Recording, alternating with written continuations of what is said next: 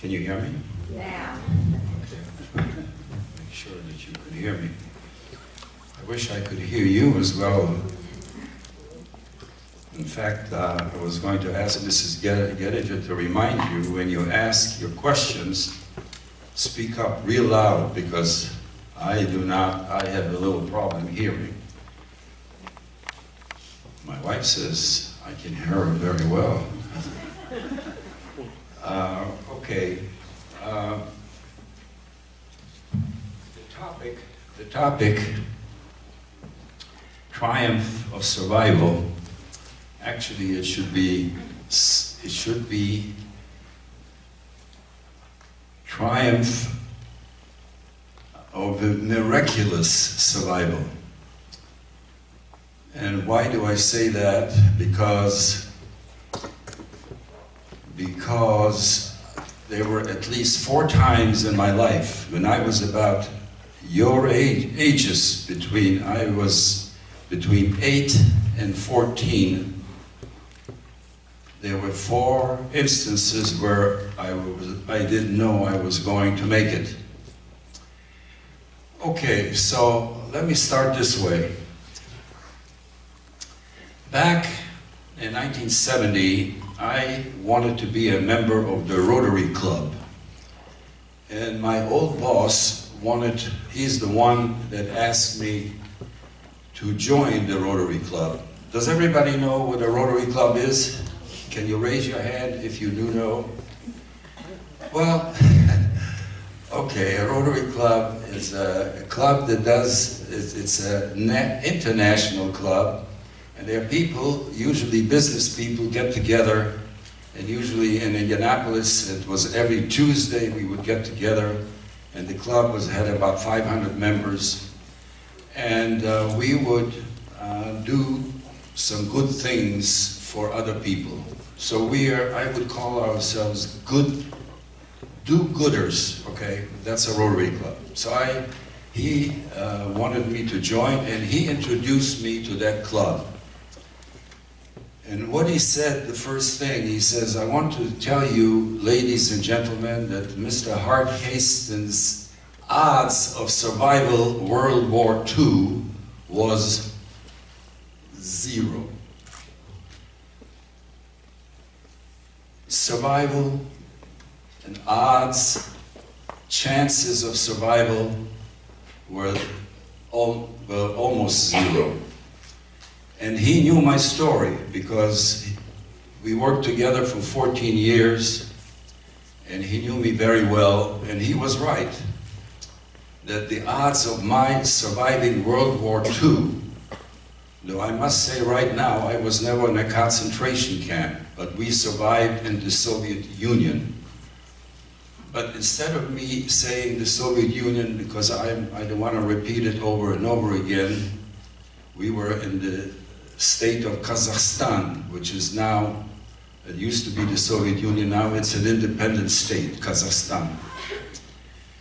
So instead of me saying, the Soviet Union, the communists, the socialists, I want to call it Stalin's regime, that he was the dictator. And the other person that I will mention is Hitler. Instead of saying Nazi in Germany and so on, I will say Hitler. So I am sure that every one of you has heard 2 names, Hitler and Stalin.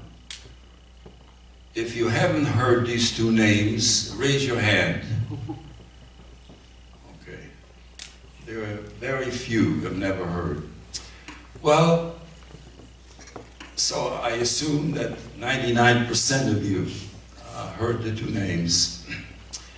I can tell you that Hitler and Stalin were evil, very evil people, dictators. And I would also add that Hitler was a little more evil than Stalin. Both of these dictators, terrible dictators, were responsible for the death of not just millions of people, but tens of millions of people. Hitler, of course, was worse because he established death camps, mostly for Jews.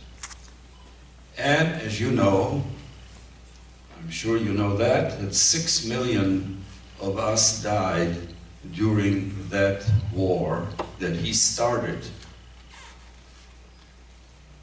6 million, 1.5 million children. Stalin established slave labor camps, and if he didn't like your politics, he sent you to Siberia or to other camps in Kazakhstan, for instance, too. They were slave labor camps. But he didn't have a program to kill you outright, you know. You suffered before you died, mostly from hunger and disease, which I went through all this during the war. So I told you that the name was Craig Woolley, who introduced me to the Rotary Club, said that my odds to survival were 0. And he knew my story. He was absolutely right. So I was born in Poland, and which is now the Ukraine, not Poland, now it's the Ukraine. And when Hitler invaded Poland, before actually he invaded, he and Stalin, would you believe, the two of them, had a secret pact that if one goes to war, the other one will support him, and they actually secretly, nobody ever knew about it until recently, that they were going to divide the spoils. So Hitler invaded Poland in 1939, it was in September, but the agreement was made in August, and as soon as Hitler invaded Poland, Stalin invaded it about two and a half weeks later. So they divided Poland into half and half. Half went to Hitler and the other half to Stalin. Okay, we were under the Stalin's regime, and we were there for 2 years. So up until 1939, until Hitler invaded Poland, I was 8 years old at the time. I was born 1931, so in 1939, I was 8 years old. Up until I was 8 years old, I lived a very normal life, very similar to yours, you know. I enjoyed my life. I had many friends. I have many cousins. It was a big family. The Hasten and Halpern family were very big. In fact, at one time I added up, they were at least 100 close relatives, because there were 8 children in my mother's family, 9 children in my father's family, and there were so many uncles and aunts and cousins and grandparents. I'm telling you this because in 1945, when we did survive, just the family Hasten, the 4 of us, my mom, dad, and my brother, when we returned back to Poland after we spent time in Kazakhstan, not one soul survived. Everyone was dead.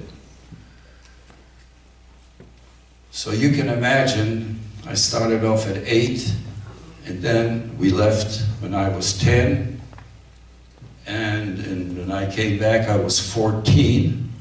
When I returned 14, we never could go back to the shtetl where I was born, and not one of my family, other than my mom, dad, and my brother, survived. Not one. So I want to go back just a little bit. How did we survive? How did we wind up in the Soviet Union, in Russia, under Stalin? Okay? My dad, Olav Shalom, was a very simple person. He didn't have a college education or anything. But when he was listening to Hitler, when he was raving over and he could, my dad also lived in Germany for a while before he was married. He sensed, he had a sense that something really bad is going to happen. When the war broke out, he started telling the family, we should not stay here because Hitler is going to invade the Soviet Union, which he had a pact with, and we must not stay here. But nobody listened. The family did not pay attention. The common wisdom, the conventional wisdom at the time was, family stays together, you don't leave. So when Hitler attacked Stalin in 1941, and the exact date was June 22nd, 1941, my dad had a horse and buggy ready to leave. But mother didn't want to leave. She said the family stays together, so we don't want to leave. She wants to stay with the rest of the big family. So my dad, 6 days after Hitler attacked, which was June 22nd, so on the 28th of June, my dad gave my mother, and I remember this vividly, and I remember I was now 10 years old. How many of you are 10? Okay. How many 11? How many 12?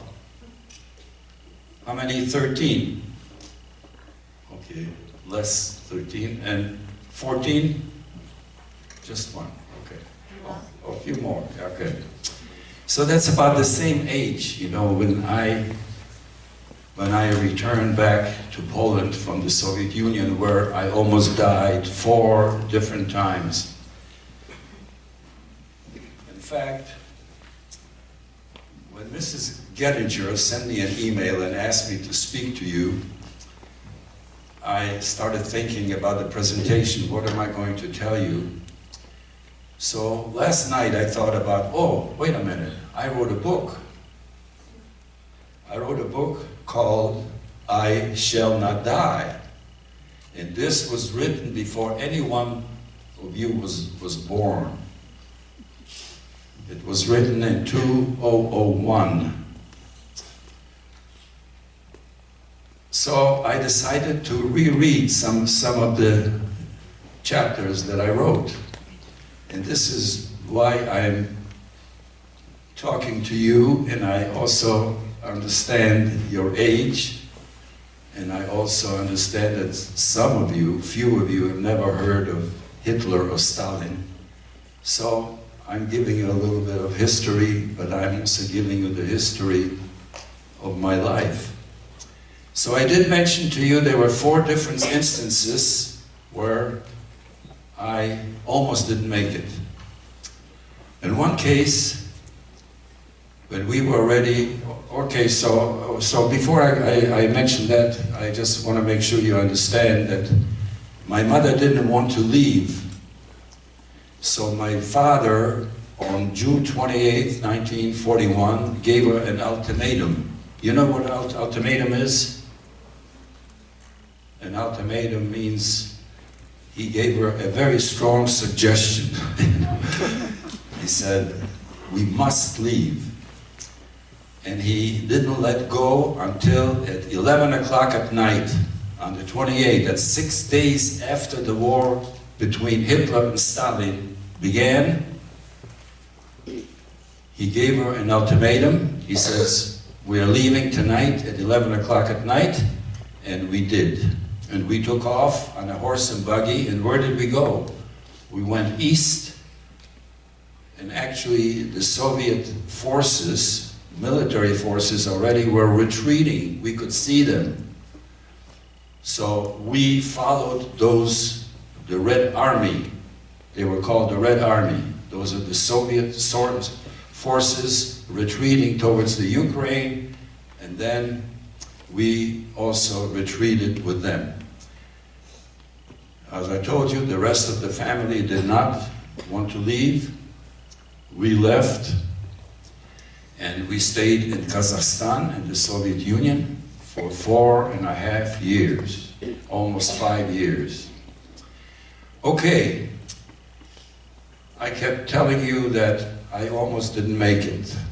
And one time, we were hungry for 4.5 years. I don't remember ever going to bed with a full stomach.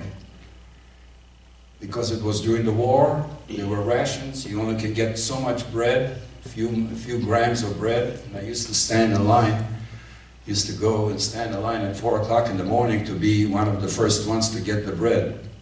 By the way, in the Soviet Union, there was no private enterprise. You know, everything belonged to the government. That's under the socialist communist system. Everything belongs to the government. All the stores are government. And they have the bakeries and they buy bread, and I used to stand in line at 4 o'clock in the morning until about, sometimes they would open at 8 o'clock for many hours to get some bread. So I was hungry most of the time, and we were also suffered of disease. And I contacted typhus. Typhus is a very terrible disease. And not only did I have it once, but twice. And we had a friend, a doctor, a Russian doctor, and he came to examine me, and I overheard him say, he didn't think I could hear it, but I could hear him. Now I was 11 years old at the time. And he told my father and mother that to forget about your son, he's going to die during the night, and you better prepare a funeral for him. And I overheard that. And believe me, imagine how I felt about it. And I felt that my strength was leaving me, I was going to die. But I haven't mentioned to you yet that we survived because there is a God in heaven, and God had different plans for me. So in the morning, when I woke up, I felt better. And I didn't die. And I recovered. So that's just one instance. Another instance, of course, when we were traveling on horse and buggy through the Ukraine, I told you we were retreating with the Russians because the Germans were actually almost conquered the Soviet Union. They went all the way to Moscow, but finally the Axis, the United States got involved in the war, and Britain, and we defeated the Hitler. So back to, I told you 4 times, and I don't want to forget to tell you that, so that was one time. When we were retreating on horse and buggy, and by the way, it was an open buggy, it wasn't a covered wagon, you know. And we were on the road for many, many weeks. I don't remember how many weeks, a long time, until we got on a train to go to Kazakhstan. But as we were retreating, and we were very close to a train station, and we were attacked by the German Luftwaffe. Luftwaffe is the Air Force. And as soon as my dad heard the planes, he said, let's get off the wagon, and they were very high. The grass was very high there near the station, the train station. And he says, let's get down and lay down on the ground. Of course, I was 10 years old at the time, and I wanted to see that, so I got up, and this was during the winter. And in the winter, Kazakhstans were very, very cold. If you think that Indianapolis, we had about 12 below at one time, it would go up to 45 degrees below zero. So I would go and carry these the water and bring it home. And when I was getting close to my house, the neighbors had a vicious dog, and he didn't like me. And it was about 40 or 45 degrees below zero, and he wouldn't let me get to my house. It was a very, very dangerous thing, because I would back up and he would attack me back and forth. And while he was doing all this, it took about, I'd say 10-15 minutes while he wouldn't let me go. The water already was ice, and he wouldn't let me go. And I realized I was getting very cold, and I realized that I was going to freeze to death, 40, 45 degrees, and I can't get to my house. So I finally made a decision that if he's going to attack me one more time, I'm going to kick him, which I did. When he attacked me one more time, and I kicked him so hard right in the head, and he ran away screaming. He went away, and I got to my house, and I almost didn't make it. And by the way, there were no people around, it was so cold. Okay, and then one more time, as I told you, we lived in these homes, and the houses that were made out of mud. Our landlord decided he wanted to kill us. So there were the four of us, my brother and I and my parents, and we were using coal for warming it was a fireplace. That's how we kept warm. So there was coal in there, and he stuffed up the chimney, which we didn't know. All I knew that I woke up and I couldn't breathe. So I woke up my parents, I could breathe, and Dad realized right away that something bad is happening, and I was going to die from carbon dioxide. We were going to die. So we ran out. So Dad says, outside, let's go out. We went out, and then he looked at the chimney, and he said, he stopped up the chimney. My dad went up on the roof, and he took out the rags that he stopped it up, and this is how he was going to kill us. So these are 4 different times that I almost died. Now, we returned to, the war was over in 1945, May the 8th, I'll never forget that. I was now 14 years old, and my dad decided now we have to find a way to go back to Poland. We didn't want to stay in the Soviet Union. We didn't want to live under Stalin. And so it was not easy to do what he did, because there was no train. The trains would very seldom stop at our small place where we lived in Kazakhstan. So he went 50 kilometers back, and he got on a train, and he bribed the conductor of the train, and he asked him to stop at Stancja Olga, the place where we lived. And sure enough, my mother and my brother was already gone. He was drafted into the army, into the Russian army. He's older than I. By the way, he's still alive too. He's in his 90s now. And he bribed the conductor, and he stopped, and my mother and I were there waiting. And sure enough, we saw Dad was waving out of a car, and we got on the car, and this train went all the way to Moscow, and it took us about 3.5 days to get there. And from there, it took us a couple of months to get back to Poland, because we would try to get a boxcar and a train to get back to Poland. And there were other refugees that also came along. And we finally made it to Poland. And as we got back to Poland, we were told about, we didn't hear anything about the Holocaust at the time. We didn't know anything. For the almost 5 years in the Soviet Union, where we were diseased and we were hungry and we almost died. And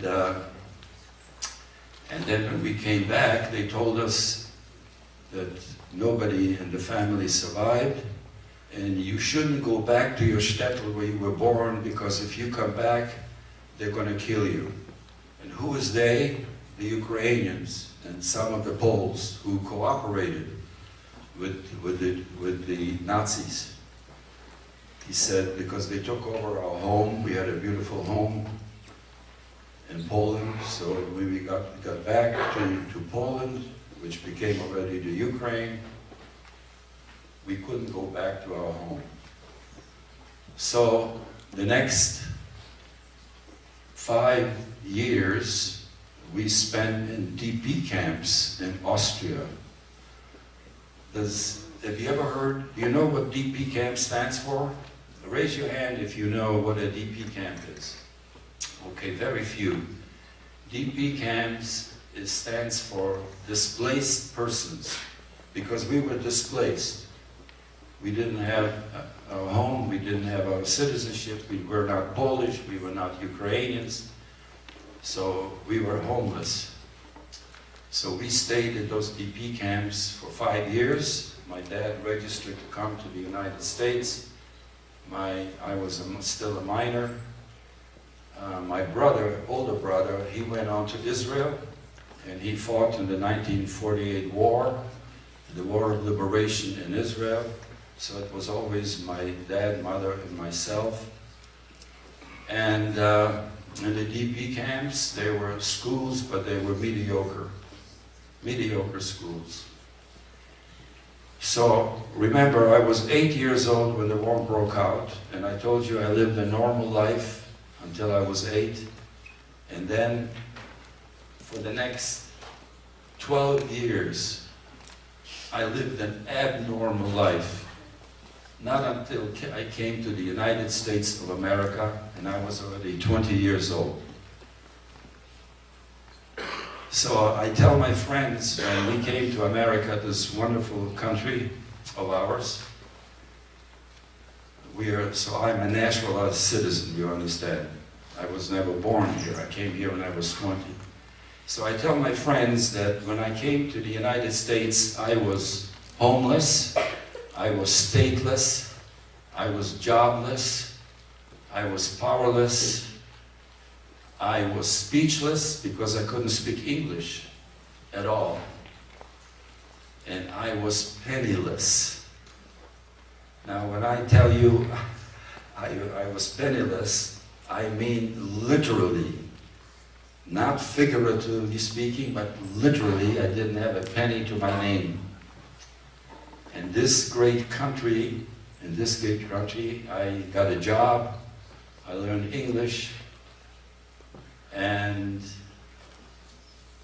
my second job, I worked 14 years on that job, and then I went into my own business.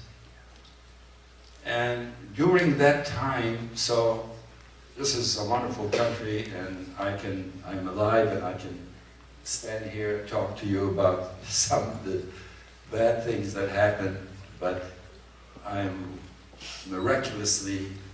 survived very miraculously. But when I survived, I was very, very bitter at the time when I was 14 years old, but some of your age, when I heard what happened to my family, to my cousins. And I have one particular cousin whom he was exactly my age, and we were very, very close.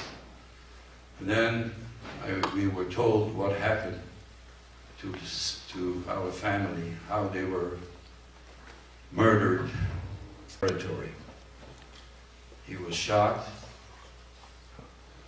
my Zadie was shot, and he held my cousin Lonka, my favorite cousin. He had him by his hand, And the reason why they shot him is because they wanted my grandfather to be the chairman of the Judenrat,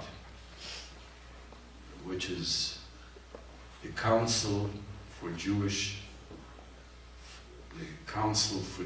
Elders. That's the liberal translation of the Judenrat. So in other words, they wanted him to keep a list of the Jews so they can give it to the Nazis so they can kill us faster. So, and he refused. He wasn't going to be a member of the Judenrat. So, to show as an example what happens when you refuse a Nazi, they took many Jews out in the center of town, and my grandfather was there with my cousin, Donka, and he says, this is what happens to a Jew who does not obey an order from a Nazi. And he took out this pistol and he shot him in the head, and then when my little Donka, my cousin, my 10-year-old cousin, was screaming, he shot him too. Had I been there, I would have been dead. My dad, my Zadie, would probably would hold me in my second. This is how he used to take us to the Cheder. So I do not want to leave you with such a sad story. So I did want to tell you that I became a Zionist, and I came to the conclusion that never again should anything like this ever happen. And I'm convinced in my heart, just like many of your maybe your parents and your other Jewish people realize, had there been a state of Israel before the war started in Europe, we would never have had a Holocaust. Jews could have gone to Israel and lived there and fight, just like they did over so many wars. So I'm convinced. But I came to the conclusion, as I said, I was very, very upset for many years. I had that hatred for the Germans, for what they did to our people, to my family. But then I realized, you survived? For what? What are you going to do about it? And I came to the conclusion, instead of hating, you got to do something. And also, you don't want to give Hitler a posthumous victory. Posthumous means after he is dead. You know, you still give him a victory. So I decided to make sure that every Jewish child can have a Jewish education, to be more Jewish. And this is how you fight. When you say never again, we want to continue to be Jews and prize our heritage. And since I'm speaking to you, young people, love Judaism just like I do. Love to be Jewish. Be proud to be Jewish. So this is why we are involved in Jewish education.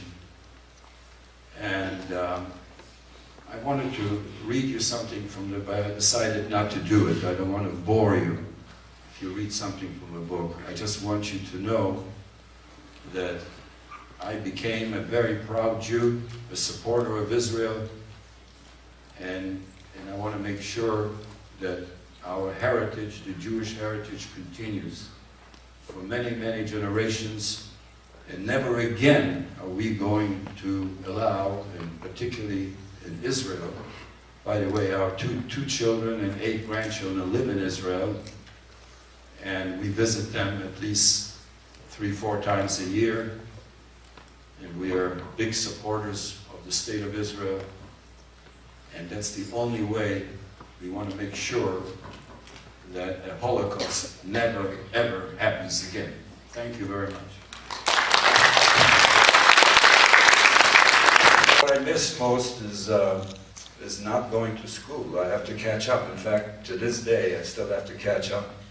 I have never caught up. But then when we were in the DP camp, displaced person camp, there were schools, and I did attend, but they were mediocre schools. They were not great schools. So I had to do everything by myself. And I did learn. I could speak perfect Russian.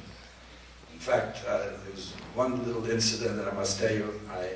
I was also arrested because in Russia you cannot trade, you know, or have a business. Everything is socialism, communism, you know. It's a terrible, terrible ideology. But anyway, so I went on the market to get some bread for my parents, and this was already after the war. So I was arrested. They gathered, I was a teenager, and there were many other teenagers. They were not Jewish, they were Polish and Ukrainian. But under the Soviet system, you cannot, this was called the black market, and they arrested everybody, including myself. And then I remember, so when I was in jail now, I could hear screaming of those other kids, also the teenagers. They were beating them. They were beating him very hard. You could hear the breaking of it was just terrible that they were screaming, and I thought, well, I'll be next. They're going to take me. So the captain, the Russian captain, was interrogating me, and I responded to him in Russian, and he said, "What are you doing here? You're a Russian." And I said, "No, I'm not Russian. I'm really Polish originally." He said, "No, you speak a perfect Russian. You are Russian. What are you doing here? Why were you on the market? You were speculating." And I thought he was going to beat me. But he didn't believe when I told him how I got here. This was after the war. It was in the Ukraine. And I said, this is how we survived. And this is why I learned Russian. So imagine, without going to school, I could speak Russian that he thought I was a Russian. And because he was Russian, and I was Russian according to him, he didn't touch me, and at 11 o'clock at night, I got home out of the prison. But anyway, again, part of the survival. A student group asked, how did this experience make you stronger? Well, you grow up fast. When you go through, these are the conditions. I usually say, I didn't want to go to Russia, you know. I didn't want to go to the Ukraine. I didn't want to go to Austria. I didn't even want to go to America. You know, it's my father decided that I go to America. I wanted to go to Israel after the war. So what is the question again? How did the experience make you stronger? Yeah. So these were the circumstances at the time, and you just grow up so much faster. You know, I felt that when I was 10 years old, and when we were fleeing, you know, I helped out. You know, we used to feed the horse. We had one horse, you know. So you just mature so much faster. When we got out of Russia, and I was already 14 years old, I was like a grown man. I had experiences. You know, I always tell my friends I'm not really that smart, but I do have a lot of experience. So you mature so much faster because of the circumstances, not because I'm so smart. What was the most frightening aspect of your experience? Students want to know what was scariest. The frightening aspect is death, you know, because I almost didn't make it. In fact, as I told you, the doctor said, he's not going to make it. But Hashem had different things for me. And this is why, to this day, I believe in Hashem. There is a God. He wanted us to live. And had we not survived, there wouldn't have been, the Hasten name would have disappeared. So there was a reason for our survival. I came to that conclusion when I was very young. And that's the way I feel to this day. Not only do you survive, but you want to do something with your life. And this is what we want to do. We want to make sure that there's continuity in Jewish life. And I'm a very proud Jew. And I came out this is what keeps me going. I never knew I was going to live to be, I'm now 86 years old. I'm going to be 87, God willing, in April. And I never even imagined that I would be alive at the age of 87. Students ask, what was the ratio of people who survived to those who died? Oh my gosh. Well, 6 million died. At that time, before the war, there were 18 million Jews. And now, we have never recovered from the Holocaust. Even my own family, although my brother has married, has 4 children, grandchildren, he has great-grandchildren. We have 3 children, grandchildren, and we also already have a great-granddaughter in Israel. 1/3 of our people did not survive the Holocaust. But most of the Jews in Europe didn't survive. So in Poland it was like, I would say, I'm not sure of the exact figures, but most of the Jews in Europe lived in Poland. There were 3 million Jews in Poland, and probably a couple of 100,000 or so survived. So very small percentage. So you're talking about in the late 90+% of the Jews in Poland did not survive, and of course 1/3 of our people didn't survive. So now we only have about, I think we're getting close to maybe 14 million, but we never recovered from the Holocaust, including my own family. We thank you very much for sharing with us this morning, educating us.